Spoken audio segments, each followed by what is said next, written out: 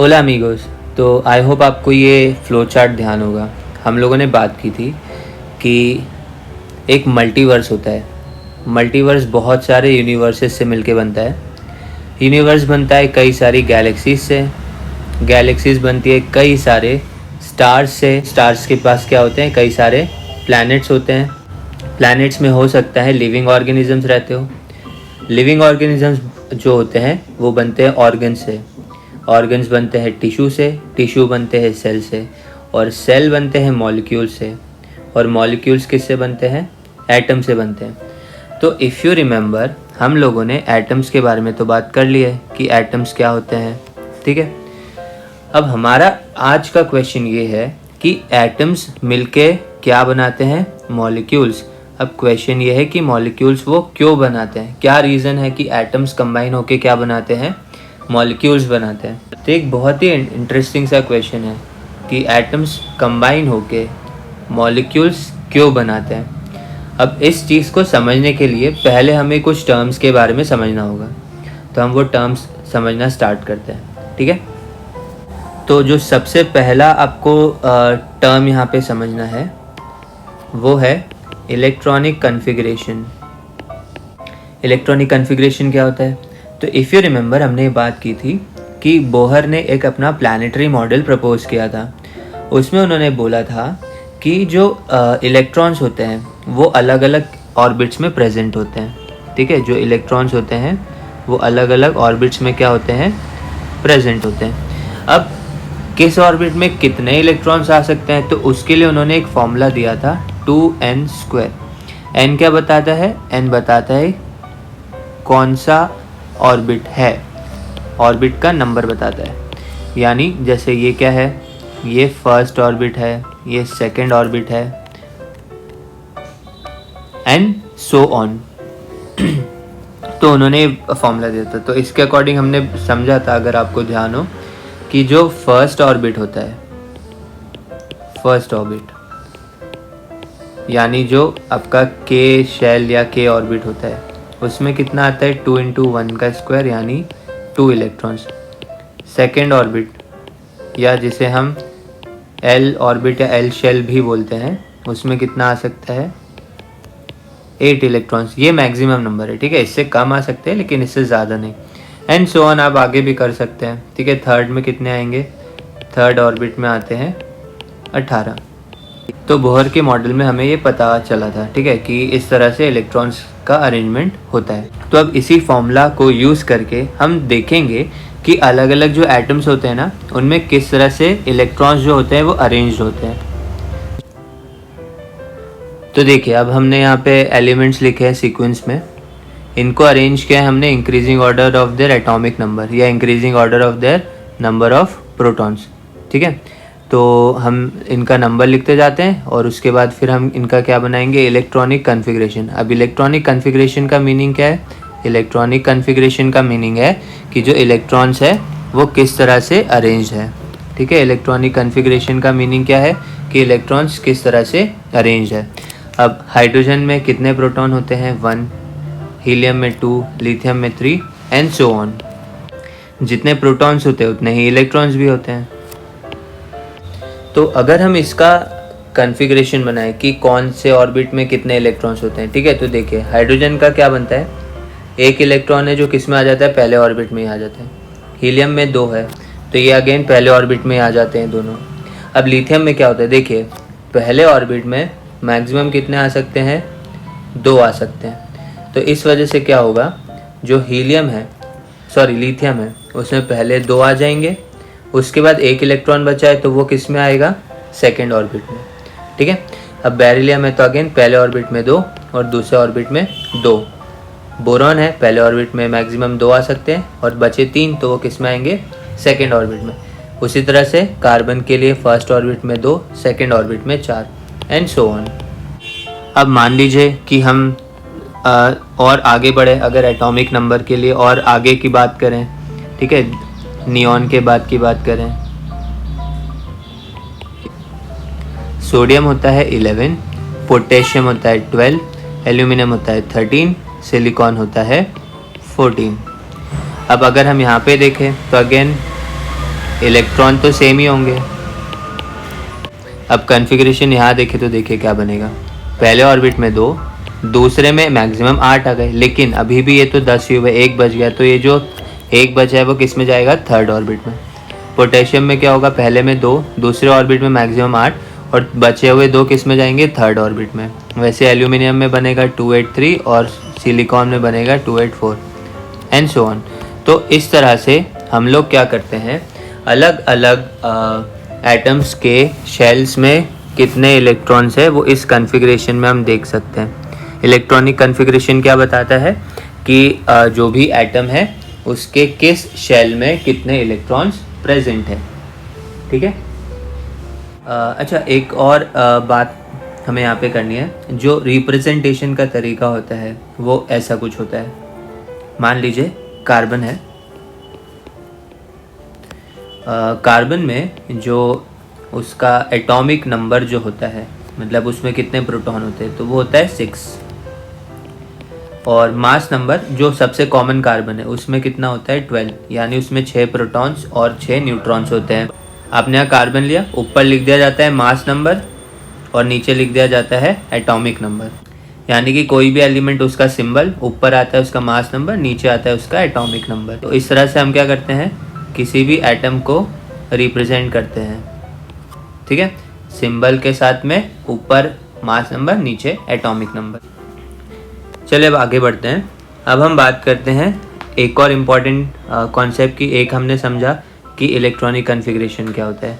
अब हम बात करेंगे कि वैलेंस इलेक्ट्रॉन और वैलेंस शेल का मीनिंग क्या होता है।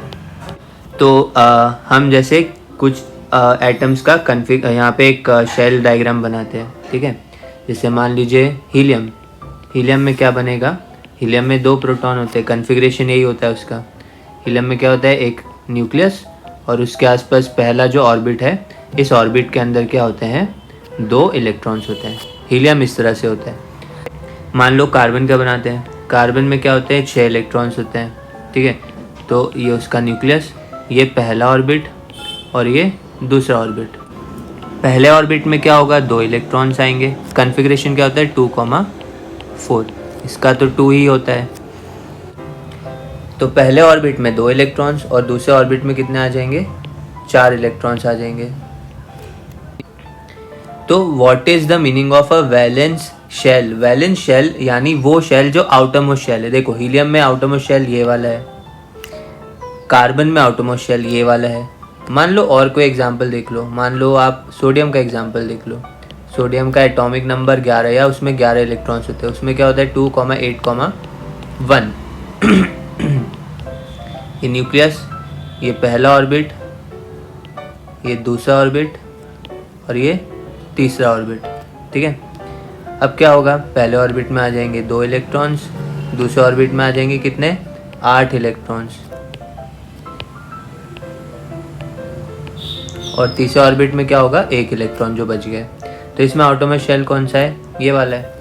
तो जो भी आउटर मोस्ट शेल होता है उसे हम क्या बोलते हैं, वैलेंस शेल।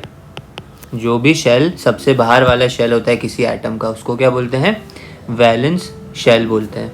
अब जो ये वैलेंस शेल में जो इलेक्ट्रॉन्स प्रेजेंट होते हैं उनको क्या बोलते हैं, उनको बोलते हैं वैलेंस इलेक्ट्रॉन्स। बहुत सिंपल सी बात है। देखो हीलियम में वैलेंस शेल ये रहा, फर्स्ट वाला जो है। अब इसमें इलेक्ट्रॉन्स कितने हैं उस सबसे बाहर वाले ऑर्बिट में, इसमें एक ही ऑर्बिट है तो उसमें कितने इलेक्ट्रॉन है, ये 2 है, एक ये और एक ये, तो ये दोनों क्या है, वैलेंस इलेक्ट्रॉन। कार्बन में क्या है, आउटर मोस्ट शेल ये वाला है। ठीक है, ये जो यहाँ पे बना हुआ है, इसमें कितने इलेक्ट्रॉन, इसमें 4 इलेक्ट्रॉन है। तो कार्बन में कितने वैलेंस इलेक्ट्रॉन होते हैं, 4।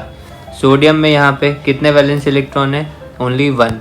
ठीक है, तो वैलेंस शेल क्या होता है, ऐसा शेल जो आउटर मोस्ट होता है, सबसे बाहर वाले शेल को वैलेंस शेल, किसी भी एटम के सबसे बाहर वाले शेल को क्या बोलते हैं, वैलेंस शेल। और वैलेंस इलेक्ट्रॉन्स क्या होते हैं, जो सबसे बाहर वाले शेल में इलेक्ट्रॉन्स होते हैं उनको क्या बोलते हैं, वैलेंस इलेक्ट्रॉन बोलते हैं। ठीक है, तो ये टर्म ध्यान रखना है। तो अभी हमने क्या बात की है, सबसे पहले एक हमने बात की है इलेक्ट्रॉनिक कॉन्फ़िगरेशन की।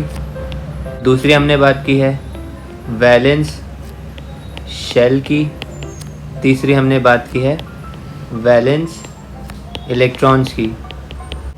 अब फोर्थ हमें बात करनी है कि एटम्स मॉलिक्यूल्स क्यों बनाते हैं। तो इस चीज़ को समझने के लिए हमने तीन बेसिक जो हमारे लिए जो ज़रूरी जो टर्म्स थी वो तीनों तो हमने समझ लिए हैं। अब एटम्स मॉलिक्यूल्स क्यों बनाते हैं इसके लिए हमें कुछ यहाँ पे रीजंस की बात करनी है। पहले वो रीजंस की बात करते हैं, फिर उसके बाद आपको क्लियर होगा कि एटम्स कंबाइन होकर मॉलिक्यूल्स कैसे बनाते हैं। तो एटम्स मिलके मॉलिक्यूल्स क्यों बनाते हैं।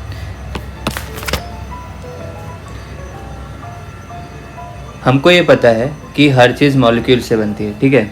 जैसे पेपर, पेन, बॉटल एक्सेट्रा, कुछ भी आप लो वो किससे बना होता है, मॉलिक्यूल से, ठीक है। Even you are also made up of molecules. अब इसका मीनिंग ये नहीं है लेकिन कि सारे मॉलिक्यूल्स जो होते हैं वो क्या होते हैं, सेम होते हैं, ऐसा नहीं है। इन सब के मॉलिक्यूल्स में ये ज़रूरी नहीं कि सब कुछ सारे मॉलिक्यूल्स सेम हो सकता है सेम हो, और मोस्टली क्या होता है कि मॉलिक्यूल्स जो होते हैं सबके अलग अलग टाइप के होते हैं। अगर ऐसा होता कि सबके मॉलिक्यूल्स सेम है तो फिर तो सब एक जैसा ही बिहेव करते हैं, ठीक है। जैसे लेगो ब्लॉक्स होते हैं, आई होप जैसे आपने लेगो जो होते हैं, ठीक है, ये देखे होंगे, आपने खेला भी होगा इससे, बचपन में कई सारी चीज़ें बनाई भी होगी। तो अगर सारे मॉलिक्यूल्स एक जैसे होते तो क्या हो जाता, लेगो के जैसा हो जाता, एकदम सब चीज़ों का नेचर एक जैसा होता। यानी कि हम ऐसा हो सकता था शायद कि एक जो ट्री है उसको एक रबड़ के एक्स से काट देते हैं, या फिर हम जो ब्रिक्स होती है उनको बलून के जैसे स्क्वीज कर पाते हैं अगर सब एक जैसे होते तो। पर ऐसा नहीं है, सब चीज़ें एक जैसी नहीं होती, सबके मॉलिक्यूल्स क्या होते हैं, अलग अलग होते हैं, ठीक है। अब हमें ये भी पता है कि मॉलिक्यूल्स किससे बनते हैं, एटम से बनते हैं, ठीक है। तो एटम्स जो होते हैं वो हर मॉलिक्यूल में अलग तरह के एटम्स प्रेजेंट हो सकते हैं, ठीक है। ग्लास के डिफरेंट एटम्स होते हैं किससे, वाटर से, ठीक है। ग्लास के एटम्स वाटर के जो एटम्स होते हैं उनसे अलग हो सकते हैं, ठीक है, एंड सो ऑन। तो आपको क्या समझ में आ रहा है कि हर चीज़ मॉलिक्यूल से बनी है, और ऐसा नेसेसरी नहीं है कि सभी के मॉलिक्यूल्स क्या हो, एक जैसे हो। ज़्यादातर चीज़ों के मॉलिक्यूल्स अलग अलग होते हैं। तो अब क्वेश्चन ये है कि मॉलिक्यूल्स क्रिएट कैसे होते हैं। तो इसको समझने के लिए हम लोग को एक एनालॉजी लेनी होगी, ठीक है। देखिए, हम सभी लोग क्या होना चाहते हैं, सेटल होना चाहते हैं। सेटल होना मतलब कि स्टेबल होना चाहते हैं लाइफ में। फॉर एग्जांपल अगर हम ह्यूमंस की बात करें तो हम चाहते हैं कि हमारे पास अच्छा खासा फाइनेंशियल स्टेबिलिटी हो, पैसे की कमी ना हो, और सब कुछ बढ़िया चले, ज़्यादा कुछ अनस्टेबिलिटी ना रहे लाइफ में। उसी तरह से एटम्स भी क्या चाहते हैं, स्टेबल होना। अब एटम स्टेबल कैसे होते हैं, एटम स्टेबल होने के लिए दो कंडीशन बहुत ज़रूरी होती है according to the laws of chemistry. पहला कंडीशन होता है atoms can become stable by completing all of their shells, ठीक है। यानी कि कंप्लीटिंग का यहाँ पे मीनिंग ये है कि अगर जैसे हमने ऊपर बात की थी कि जैसे ये सब कन्फिग्रेशन है, तो कार्बन जो है उसमें पहले ऑर्बिट में कितने आ सकते हैं, 2, और दूसरे ऑर्बिट में कितने आ सकते हैं, 4 आ सकते हैं, ठीक है। तो अगर आप देखो तो पहले ऑर्बिट में मैक्सिमम कितने आ सकते थे, 2 ही आ सकते थे, तो ये तो कंप्लीट हो गया। लेकिन दूसरे ऑर्बिट में आ कितने सकते थे, 8 आ सकते हैं ना दूसरे में, लेकिन यहाँ तो कितने हैं, कार्बन के पास 4 ही है। तो ये क्या है, कंप्लीट है क्या, मतलब इसमें और इलेक्ट्रॉन आ सकते हैं क्या, बिल्कुल आ सकते हैं। तो एटम स्टेबल कब बनता है, जब उसके सारे शेल क्या हो, कंप्लीट हो। यानी शेल कंप्लीट होने का मीनिंग मतलब उसमें जितने इलेक्ट्रॉन्स आ सकते हो उतने इलेक्ट्रॉन्स उसमें हो। या फिर दूसरा ऑप्शन ये है कि जो अंदर के शेल है वो तो कंप्लीट हो, और जो आउटरमोस्ट यानी कि जो वैलेंस शेल है उसमें कितने इलेक्ट्रॉन्स हो, 8 इलेक्ट्रॉन्स, ठीक है। इसको ऑक्टेट भी बोलते हैं। उसमें कितने इलेक्ट्रॉन्स हो, 8 इलेक्ट्रॉन्स प्रेजेंट हो, तो भी क्या होता है, एटम स्टेबल बन जाता है। यानी कि या तो जो शेल्स हो वो सब कंप्लीट हो, ठीक है। तो या तो शेल्स में जितने इलेक्ट्रॉन्स आ सकते हैं उतने हो, जैसे पहले में 2 है तो 2 इलेक्ट्रॉन, दूसरे में 8 आ सकते तो 8 इलेक्ट्रॉन हो। अगर किसी के पास तीसरा ऑर्बिट है तो उसमें 8 इलेक्ट्रॉन तो उसमें 18 इलेक्ट्रॉन्स आ सकते हैं, तो उसमें 18 इलेक्ट्रॉन हो। या फिर अंदर के शेल कंप्लीट और बाहर वाला आउटरमोस्ट जो शेल है उसमें मिनिमम कितने इलेक्ट्रॉन हो, 8 इलेक्ट्रॉन्स हो। ठीक है, जैसे इनको देखो, यहाँ पर ये जो शेल है अंदर का ये 2 और 8 ये दोनों कंप्लीट है, और जो थर्ड आउटरमोस्ट शेल जो इसमें 2 है, तो अगर इसमें 8 इलेक्ट्रॉन्स होते हैं, इसमें भी 8 इलेक्ट्रॉन्स होते हैं, तो ये एटम क्या बन जाता है, स्टेबल बन जाता है। इसको क्या बोलते हैं, ऑक्टेट रूल बोलते हैं। ठीक है, तो एटम स्टेबल कब बनता है, या तो उसके सारे शेल में जितने इलेक्ट्रॉन्स आ सकते हैं वो सब कंप्लीट हो, या फिर उसके अंदर वाले शेल कंप्लीट हो और आउटरमोस्ट शेल में कितने इलेक्ट्रॉन हो, 8 इलेक्ट्रॉन्स हो। अगर ऐसा नहीं होता है तो वो एटम क्या होता है, अनस्टेबल होता है। ठीक है, अब देखना इसमें शेल कंप्लीट है क्या, नहीं, तो ये क्या है, अनस्टेबल। इसमें शेल कंप्लीट है क्या, या ऑक्टेट कंप्लीट है क्या, हाँ, तो ये क्या है, स्टेबल, क्योंकि इसमें एक ही ऑर्बिट है और पहले ऑर्बिट में 2 ही आ सकते हैं, तो ये क्या है, स्टेबल है। ठीक है, इसमें कंप्लीट है क्या, सेकंड ऑर्बिट में 8 आ सकते हैं, यहाँ तो 1 ही है, तो ये क्या, अनस्टेबल। तो ये सब जो है, ये यहाँ तक जितने भी है ये सब क्या है, अनस्टेबल है। अब ये नियॉन को देखिए, इसमें पहले में 2 आ सकते हैं, दूसरे में 8 आ सकते हैं, तो इसमें भी 8 ही है। ठीक है, तो ये क्या है, स्टेबल है, जो आपका नियॉन है स्टेबल है। अब देखिए यहाँ पे थर्ड शेल में 1 है, आ कितने सकते हैं, 18, या फिर आप 8 इलेक्ट्रॉन हो तो भी काम हो जाए, तो दोनों ही नहीं हो रहा है यहाँ, इधर 2 इधर 3 इधर 4, तो ये सब क्या है, अनस्टेबल है। ठीक है, तो यहाँ पे हीलियम और नियॉन जो थे वो क्या दिख रहे हैं हमको, स्टेबल दिख रहे हैं। एक हीलियम और एक नियॉन, ये दोनों हमको क्या दिख रहे हैं, स्टेबल दिख रहे हैं। ठीक है, तो ये स्टेबल क्यों है, क्योंकि या तो इनके शेल कंप्लीट है या फिर इनके आउटरमोस्ट शेल में ऑक्टेट है। ठीक है, तो उस वजह से ये क्या है, स्टेबल एलिमेंट्स है या स्टेबल एटम्स है, और बाकी सारे क्या है, अनस्टेबल है। ठीक है, ऐसे आगे करते जाएंगे, 118 है तो उसमें और भी आएंगे स्टेबल और अनस्टेबल। तो अब जो अनस्टेबल एटम्स होते हैं ना, वो क्या बनना चाहते हैं, वो स्टेबल बनना चाहते हैं, हर कोई स्टेबल होना चाहता है। जब वो स्टेबल होना चाहते हैं तो उस वजह से क्या होता है, एटम्स कंबाइन होकर क्या बनाते हैं, मॉलिक्यूल्स बनाते हैं।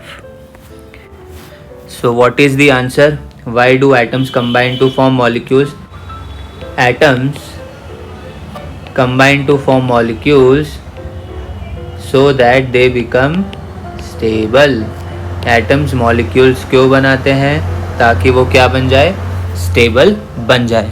ठीक है, अब हम एग्जाम्पल से समझेंगे कि ऐसा कैसे होता है, मॉलिक्यूल्स बनते हैं तो एटम्स कैसे स्टेबल हो जाते हैं, ये समझेंगे, बहुत सिंपल है। ठीक है, देखिए सबसे पहले हम एक एग्जाम्पल लेंगे, NaCl, ये क्या होता है, सोडियम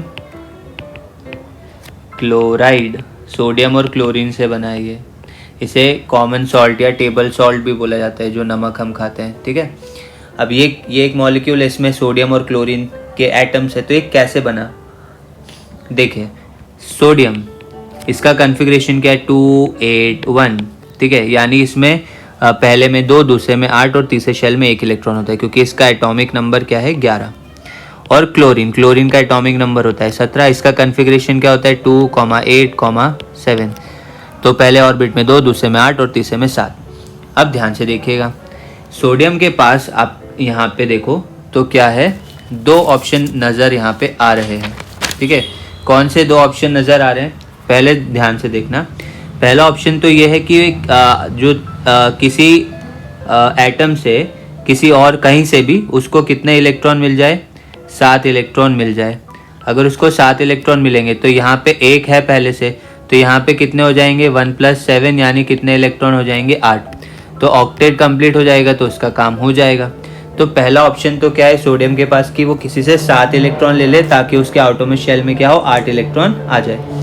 दूसरा ऑप्शन क्या है, देखो सोडियम क्या कर सकता है, अपना ये जो 1 इलेक्ट्रॉन है ना वो डोनेट कर दे, किसी और को दे दे, तो उससे क्या होगा, ध्यान से देखना, उससे होगा कि अब ये 2,8 ऐसा बचेगा। अब जो ये थर्ड शेल में जो इलेक्ट्रॉन था ये तो अब बचा ही नहीं है ना, तो जो थर्ड शेल है वो तो गायब हो जाएगा, तो आउटरमोस्ट शेल कौन सा बचेगा, सेकंड वाला बचेगा। ठीक है, समझे क्या होगा, ये सोडियम का न्यूक्लियस, ये उसका पहला शेल, ये उसका दूसरा शेल और ये इसका तीसरा शेल। अब अगर मान लो ये तीसरे शेल का इलेक्ट्रॉन जो है वो गायब हो जाए, ठीक है ये इलेक्ट्रॉन हो गया गायब, तो अब ये जो थर्ड शेल है इसका कोई मतलब ही नहीं है, क्योंकि वहाँ पे तो कुछ है ही नहीं। तो अल्टीमेटली आउटरमोस्ट शेल कौन सा बन गया, सेकंड वाला, और उसमें आपको पता ही है सोडियम में कितने इलेक्ट्रॉन है, सेकंड वाले में 8 इलेक्ट्रॉन है। ठीक है, तो यहाँ पे क्या होगा, ऑक्टेट, आउटर में शेल में ऑक्टेट कंप्लीट हो जाएगा या शेल कंप्लीट हो जाएगा, तो इससे सोडियम क्या बन जाएगा, stable. So sodium has 2 options, या तो वो 7 इलेक्ट्रॉन ले ले किसी से या 1 इलेक्ट्रॉन दे दे किसी को। चले अब हम बात करते हैं क्लोरीन की। अब क्लोरीन के पास भी 2 ऑप्शन है, या तो वो किसी से 1 इलेक्ट्रॉन ले ले ताकि उसके पास 8 हो जाए, क्योंकि 7 तो है, 1 ही चाहिए, या फिर वो क्या करे, अपने 7 इलेक्ट्रॉन्स डोनेट कर दे ताकि ये शेल गायब हो जाए और क्या बचे 2,8। ठीक है, तो अब हमने बात की कि इतने इतने ऑप्शंस उनके पास है, ठीक है, सोडियम और क्लोरीन के पास, वो इलेक्ट्रॉन्स दे भी सकते, ले भी सकते हैं। अब होगा क्या, तो देखिए हमेशा वो काम होगा जिसमें एनर्जी कम लगेगी। सोडियम के लिए अगर हम देखें तो उसको 1 इलेक्ट्रॉन देने में कम एनर्जी लगेगी, और क्लोरीन के लिए देखें तो उसको 1 इलेक्ट्रॉन लेने में कम एनर्जी लगेगी। ठीक है, तो इस वजह से क्या होता है, sodium donates 1 electron and chlorine accepts 1 electron. तो इस वजह से पता है क्या होगा, ध्यान से देखो, सोडियम जो है वो अपना 1 इलेक्ट्रॉन किसको दे देगा, क्लोरीन को, तो सोडियम के पास क्या बचेगा 2,8 और क्लोरीन के पास क्या बचेगा 2,8, और इससे क्या होगा, दोनों क्या बन जाएंगे, स्टेबल। लेकिन अब जो सोडियम है उसमें प्रोटॉन्स कितने थे, 11, इलेक्ट्रॉन्स कितने हो गए, इलेक्ट्रॉन्स हो गए हैं 10, क्योंकि 1 इलेक्ट्रॉन उसने क्लोरीन को दे दिया, और क्लोरीन जो था उसके पास प्रोटॉन्स थे 17, और इलेक्ट्रॉन अब कितने हो गए हैं 18, क्योंकि 1 उसके पास एक्स्ट्रा आ गया ना। तो अब हुआ ये है कि सोडियम बन गया है पॉजिटिवली चार्ज्ड क्योंकि उसके पास प्रोटॉन ज़्यादा है, और क्लोरीन बन गया है नेगेटिवली चार्ज क्योंकि उसके पास इलेक्ट्रॉन ज़्यादा है। ठीक है, तो अब क्या होता है, ये जो दोनों चार्ज पार्टिकल्स है, सोडियम पॉजिटिव और क्लोरीन नेगेटिव, ये दोनों एक दूसरे को क्या करेंगे, अट्रैक्ट। ठीक है, पॉजिटिव और नेगेटिव चार्ज एक दूसरे को क्या करते हैं, अट्रैक्ट, और ये मिलके क्या बना देते हैं, NaCl का मॉलिक्यूल।